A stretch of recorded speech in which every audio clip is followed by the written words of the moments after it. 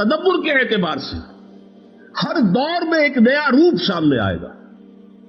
یہ قرآن اس تدبر کے اعتبار سے تاریخ کے ہر دور میں اس کے افق پر ایک خورشید تازہ کے مانند طلوع ہوگا کہ معلوم ہوگا قرآن تو ہمارے لیے اترا تھا، اصل میں تو اس دور کے لیے نازل ہوا تھا. آپ جو کینیڈا میں جو ایمبریولوجی کے سب سے بڑے ماہر ہیں اور جن کی کتاب جو ہے ایمبریولوجی پر پوری دنیا میں سند مانی جاتی ہے، اس نے جب کہا قرآن مجید کو پڑھ کر میں حیران ہوں آج سے 1400 برس قبل ایمبریولوجی کے یہ مراحل جو ہیں کس طریقے سے قرآن مجید کے اندر بیان کر دیے گئے، جبکہ ابھی نہ ڈسیکشن تھی نہ مائکروسکوپ تھا، کچھ بھی نہیں. اس اعتبار سے غور کیجئے. والعصر لفظی ترجمہ کیا ہے؟ زمانے کی قسم ہے. اور قسم جو ہے آپ جان لیجئے، ہم جب قسم کھاتے ہیں اس میں دو مفہوم موجود ہوتے ہیں لازماً. ایک تو یہ کہ ہم جس کی قسم کھا رہے ہیں اسے گواہ بنا رہے ہیں. اللہ کی قسم، میں جو کہہ رہا ہوں ٹھیک کہہ رہا ہوں، یعنی اللہ گواہ ہے. اللہ شہید بینی و بینکم. اور ظاہر بات ہے کہ وہ کوئی عظیم ہستی ہی کی قسم کھائی جائے گی.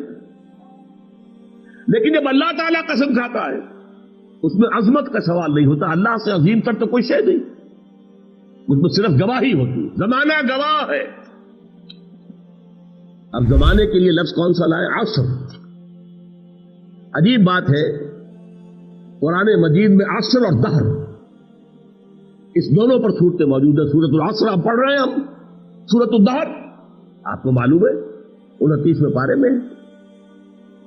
دہر میں اور عصر میں کیا فرق ہے؟ یہ جدید فلسفے والے جانتے ہیں.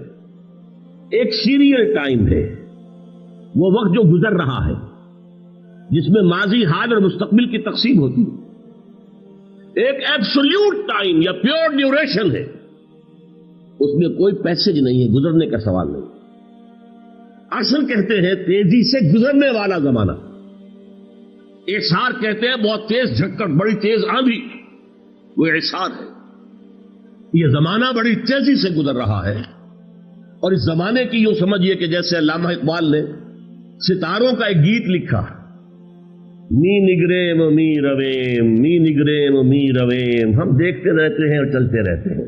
گویا کہ ستارے انسانوں کا معاملہ دیکھ رہے ہیں، زمین والوں کو دیکھ رہے ہیں اور چل رہے ہیں رواں دواں. یہ بات 100% منطبق ہوتی ہے زمانے کے اوپر. یہ زمانے کی چادر جو ازل سے ابد تک ہے، یہ چشمدید گواہ ہے، چشمدید گواہ ہے. یہ تیزی سے گزرنے والا زمانہ اس نے قوم نوح کو غرق ہوتے دیکھا ہے، کسی نے قوم ہود کو برباد ہوتے دیکھا ہے، کسی نے قوم صالح کو تباہ ہوتے دیکھا. اس نے بڑی بڑی تہذیبیں دیکھی، پھر تہذیبوں کا خاتمہ دیکھا ہے. بڑی بڑی سلطنتیں دیکھی ہیں اور سلطنتوں کے پھر حصے بکھرے ہوتے دیکھے. یہ زمانہ چشمدید گواہ ہے اس بات کا کہ ان الانسان لفی خسر، یقیناً انسان خسارے میں ہے، گھاٹے میں ہے. اس لیے کہ تاریخ انسانی بتاتی ہے کہ سعادت کے دور بہت مختصر وقفوں کی شکل میں آئے اور باطل کا غلبہ دنیا میں بالعموم رہا ہے. اکثر و بیشتر باطل کا غلبہ رہا. سعادت کا، خیر کا، بھلائی کا، امن کا، سکون کا، عدل کا، قسط کا یہ دور تو شاد آیا ہے. زمانے کا انسان کی اس بربادی کو، تباہی کو اس کا چشمدید گواہ ہے. پھر اس میں ایک اور کیفیت ہے، والعصر، اس چونکا دینے کا انداز ہے. دیکھو اے انسان، تمہاری اصل پونجی یہ وقت ہے اور یہ وقت تیزی سے بھاگ رہا ہے.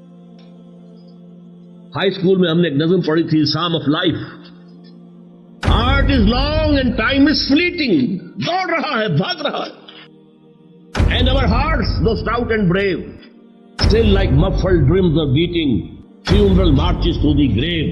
ہمارے دل کی ہر دھڑکن ہمیں موت سے قریب تر لا رہی ہے. ہر دھڑکن جیسے کسی بڑے جرنیل کا جنازہ جب چلتا ہے بیٹ آف دی ڈرم کے ساتھ آگے بڑھتا ہے، اسی طریقے سے ہماری دل کی ہر دھڑکن ہمیں موت سے قریب تر کر رہی ہے. غافل تجھے گھڑیال یہ دیتا ہے بنا دی، گردوں نے گھڑی عمر کی ایک اور گھٹا دی. چونکو ہوش میں آؤ. امام راضی نے لکھا ہے کہ میں نے دیکھا بازار میں ایک شخص بہت زیادہ آواز لگا رہا ہے، لوگوں خریدو، یہ میرا برف ہے، خرید لو خرید لو، کیونکہ اسے معلوم تھا کہ کچھ دیر میں یہ برف میرا پانی بن جائے گا، ختم ہو جائے گا۔ باقی کوئی شخص ہے بساط کھانا لے کر بیٹھا ہوا ہے، چلیے نہیں بکا شام تک مال تو کل بھی تو موجود تو ہے نا، لیکن وہ برف کا تاجر کیا ہے، اس کا تو جا رہا ہے، ختم ہو رہا ہے، پگھل جائے گا، اس کی پونجی گئی۔ اسی طرح تمہارے پاس اصل پونجی یہ وقت ہے، یہ مہلت ہے، جا رہی تیزی سے ختم ہو رہی۔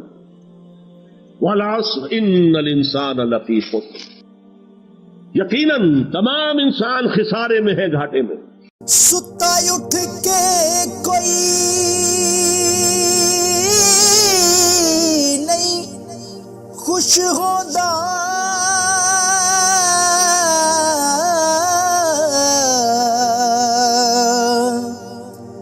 بڑے ستے جگا کے میں ویکھیا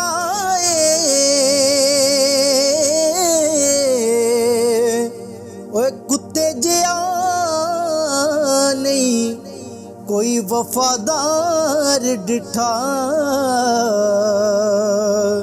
تے ٹکر سکا بھی پا کے ویکھ آئے۔